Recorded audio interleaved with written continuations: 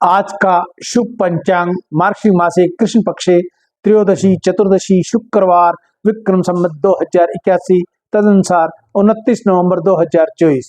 आज त्रयोदशी प्रातः लगभग 9 बजे तक की है। तत्पश्चात चतुर्दशी। आज का विशेष दिन भद्रा, विंचुडो, मासिक शिवरात्रि, ब्लैक फ्राइडे, अंतरराष्ट्रीय जगुआ दिवस। सूर्य राशि वृश्चिक, चंद्र राशि तुला, दिशा शुल पश्चिम, अग्निवास पृथ्वी, नक्षत्र स्वाति, तत्पश्चात विशाखा, ब्रह्म मुहूर्त 5:20 से 6:14, राहु काल का समय प्रातः 10:30 बजे से लेकर 12 बजे तक रहेगा। अभिजीत मुहूर्त लगभग 12 बजे से लेकर 12:50। भद्रा का समय सुबह 8:39 से शाम को 9:38 तक रहेगा। कल 10 अमावस्या अन्नवाधान, 1 दिसंबर को विश्व एड्स दिवस, इष्टि मार्गशीर मासे अमावस्या, 3 दिसंबर को चंद्र दर्शन, 6 दिसंबर को विवाह पंचमी, 7 दिसंबर को चंपा षष्ठी, 8 दिसंबर को भानु सप्तमी, 11 दिसंबर को गीता जयंती, मोक्षदा एकादशी व्रत। बोलिए गंगा मैया की जय। जय श्री राम। मैं ईशु हरवानी हनुमानगढ़ टाउन राजस्थान से। इंद्र बड़ी शोचनीय दशा को प्राप्त हो गए थे। वह ब्रह्मा जी के पास गए और स्वर्ग के राज्य पर जो भय आदि प्राप्त हुआ था वह सब समाचार उन्हें कह सुनाया। इंद्र की बात सुनकर ब्रह्मा जी ने उनसे कहा, सब देवताओं को एकत्रित करके हम सब लोग तुम्हारे साथ सर्वेश्वर सर्वेश्वर सर्वेश्वर भगवान विष्णु की आराधना करने के लिए चलते हैं। ऐसा ही हो, यह सलाह करके इंद्र आदि संपूर्ण लोकपाल ब्रह्मा जी को आगे रखकर क्षीर समुद्र के तट पर गए। वहां उन सब ने परस्पर विचार करके भगवान विष्णु की स्तुति आरंभ की। ब्रह्मा जी बोले, देव देव जगन्नाथ, देवता और दैत्य दोनों आपके चरणों में मस्तक झुकाते हैं। आपकी कीर्ति परम पवित्र है। आप अविनाशी हैं, अनंत हैं। परमात्मन आपको नमस्कार है। रमापते आप यज्ञ हैं, यज्ञ रूप हैं तथा यज्ञान है। अतः आप कृपा करके देवताओं को वरदान दीजिए। भगवान गुरु की अवहेलना करने के कारण इंद्र इस समय ऋषियों सहित स्वर्ग के राज्य से भ्रष्ट हो चुके हैं, इसलिए इनका उद्धार कीजिए। भगवान बोले, देवगण, गुरु की अवहेलना करने से सारा अभ्युदय नष्ट हो जाता है। जो पापी है, अधर्म में तत्पर है तथा केवल विषयों में ही रचे पचे रहते हैं और जिनके द्वारा अपने माता पिता की निंदा होती रहती है, वह निसंदेह बड़े भाग्यहीन है। ब्राह्मण इन इंद्र ने जो अन्याय किया है उसका फल इसे तत्काल प्राप्त हो गया। केवल इंद्र ही कर्म से संपूर्ण देवताओं पर संकट आया है। जब किसी भी पुरुष के लिए विपरीत काल उपस्थित हो जाए तब उन्हें दूसरों का सहयोग प्राप्त करने की चेष्टा करनी चाहिए। बुद्धिमान पुरुष अपने संपूर्ण मनोरथ की सिद्धियों के लिए अन्य प्राणियों के साथ शैली करते हैं। अतः इंद्र, तुम मेरी बात मानो। इस समय अपना काम बनाने के लिए तुम्हें दैत्यों के साथ मेल जोल कर लेना चाहिए। भगवान विष्णु के इस प्रकार आज्ञा देने पर परम बुद्धिमान इंद्र अमरावती छोड़कर देवताओं के साथ सुतुल लोक में गए। इंद्र आए, यह सुनकर राजा इंद्रसेन बलि रोष में भर गए। उन्होंने अपनी सेना के साथ जाकर इंद्र को मार डालने का विचार किया। उस समय देव ऋषि नारद ने बलवानों में श्रेष्ठ राजा बलि और दैत्यों के ऊंच नीच समझकर उन्हें इंद्र के वध से रोका। देव ऋषि ही कहने से राजा बलि ने इंद्र के प्रति अपना रोष त्याग दिया। इतने में ही इंद्र भी अपनी सेना के साथ आ पहुंचे। जहां राजा बाली ने देखा लोकपालों से घिरे हुए इंद्र श्रीहीन हो गए हैं, अब उन्होंने प्रभुता का मद नहीं रह गया, उसका तेज चला गया और अब वह ईर्ष्या तथा अहंकार से रहित हो गए हैं। उन्हें इस अवस्था में देखकर राजा बलि मन में बड़ी दया आई।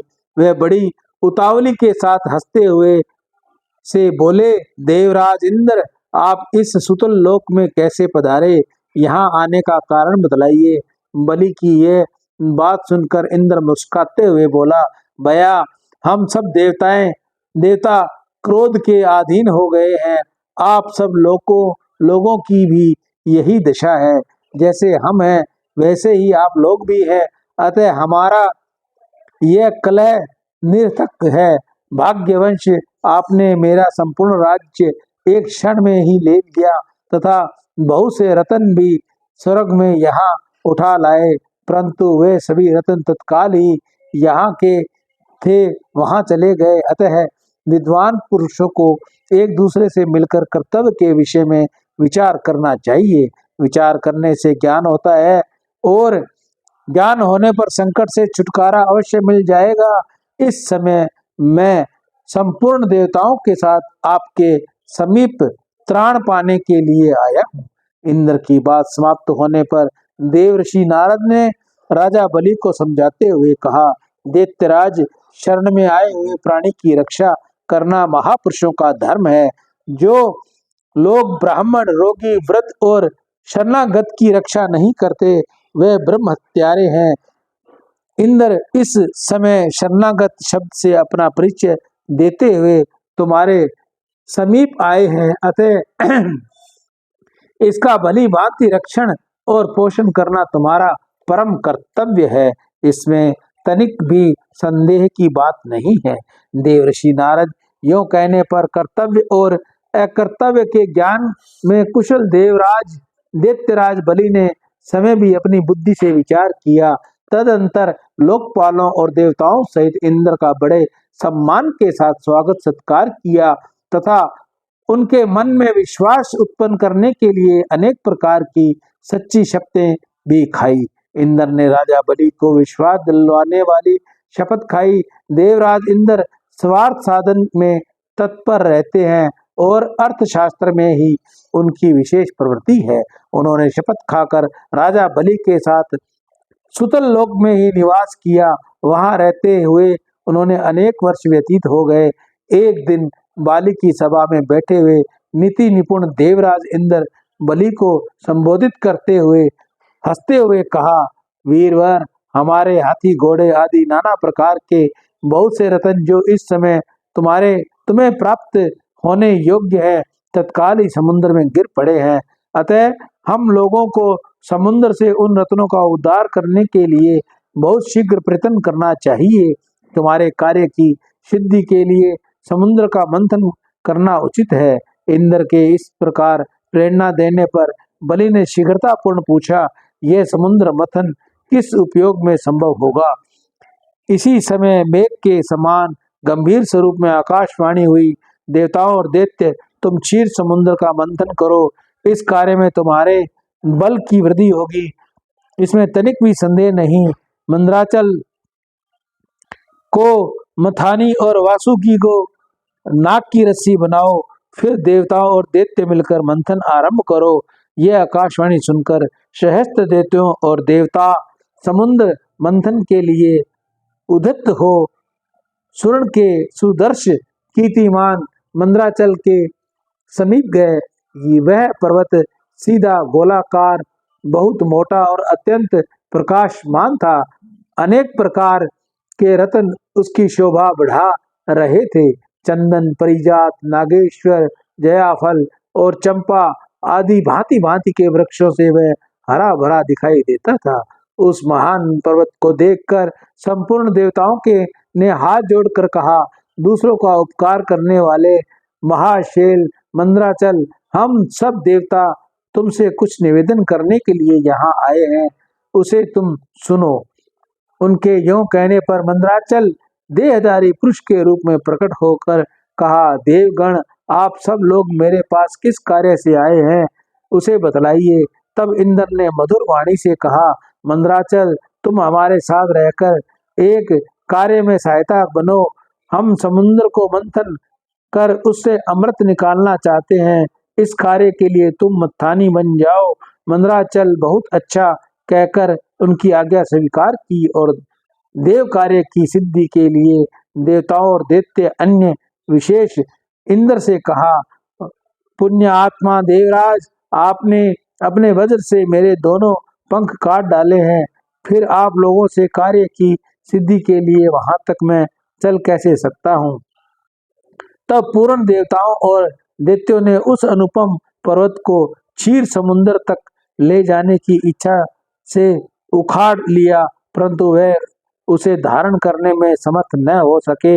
वह महान पर्वत उसी समय देवताओं और दैत्यों के ऊपर गिर पड़ा। कोई कुचले गए, कोई मारे गए, कोई मूर्छित हो गए, कोई एक दूसरे को कोसने और चिल्लाने लगे तथा कुछ लोगों ने बड़े क्लेश का अनुभव किया। इस प्रकार उनका उद्यम और उत्साह भंग हो गया।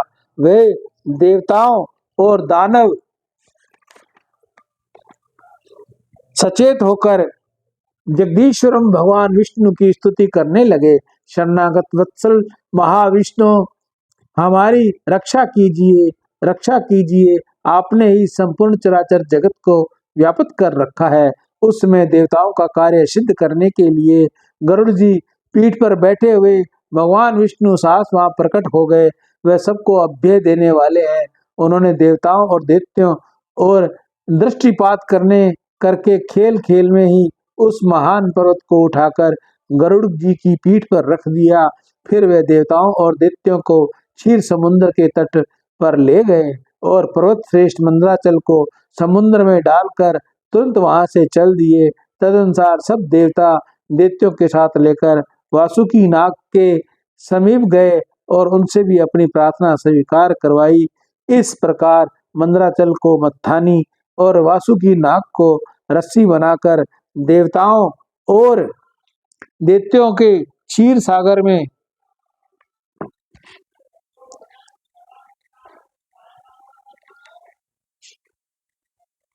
मथानी और वासुकी को नाग रस्सी बनाकर देवताओं और दैत्यों ने क्षीर समुद्र का मंथन आरंभ किया। इतने में ही वह पर्वत समुद्र में डूबकर रसातल को जा पहुंचा। वहां लक्ष्मीपति भगवान विष्णु कच्छप रूप धारण करके तत्काल ही मंदराचल को ऊपर उठा दिया। उस समय वह एक अद्भुत घटना हुई। फिर जब देवताओं और दैत्यों ने मथानी को घुमाकर आरंभ किया, तब वह पर्वत बिना गुरु के ज्ञान की भांति कोई सुदृढ़ आधार न होने के कारण इधर उधर डोलने लगा।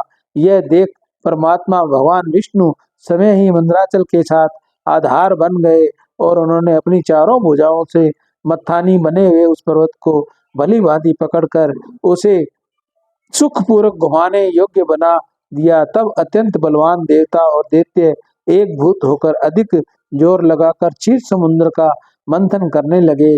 कच्छप रूपी धारी भगवान की पीठ जन्म से ही कठोर थी और उस पर घूमने वाला पर्वत श्रेष्ठ मंदराचल भी वज्र सा भांति है, दृढ़ था।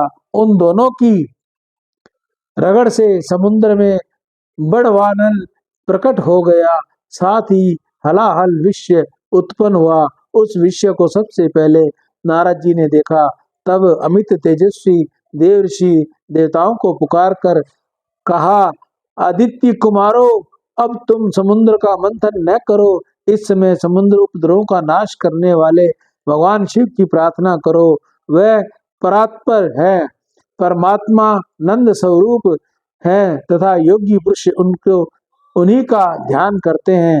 देवता और सर्वार्थ साधनों में संकलन हो प्रभु मंथ रहे थे। वे अपनी ही अभिलाषा में तन्मय होने के कारण नारद जी की बात नहीं सुन सके। केवल उद्धम का भरोसा करके वे क्षीर सागर के मंथन में संकलन थे। अधिक मंथन से जो हलाहल विषय प्रकट हुआ, वह तीनों लोकों को भस्म कर देने वाला था। वह प्रौढ़ विषय देवताओं का प्राण लेने के लिए उनके समीप आ पहुंचा और ऊपर नीचे तथा समुद्र दिशा में फैल गया। समस्त प्राणियों का अपना ग्रास बनाने के लिए प्रकट हुए उस कालकूट विषय को देखकर वह सब देवताएं और दैत्य हाथ में पकड़े हुए नागराज वासुकी को मंदराचल पर्वत सहित वहीं छोड़ गए। छोड़ भाग खड़े हुए। उस समय उस लोक संहारकारी कालकूट विषय को भगवान शिव ने समय अपना ग्रास बना लिया, उन्हें उस विषय को निर्मल निर्दोष कर लिया। इस प्रकार भगवान शंकर की बड़ी भारी कृपा होने से देवता, असुर, मनुष्य और संपूर्ण त्रिलोकी की उस समय कालकूट विषय से रक्षा हुई। सियावर राम जय जय राम, मेरे प्रभु राम जय जय राम। जय मंगल भवन अमंगल हारी, द्रवहु सुदशरथ अजिर बिहारी। दीन दयाल विरुद्ध संहारी, हरहु नाथ मम संकट भारी। जय सिया राम। मैं ईशु हरवानी हनुमान गट्टा हूँ, राजस्थान से। रोज आपको गंगा दर्शन लाइव दिखाता हूँ, मैं पंचांग सुनाता हूँ।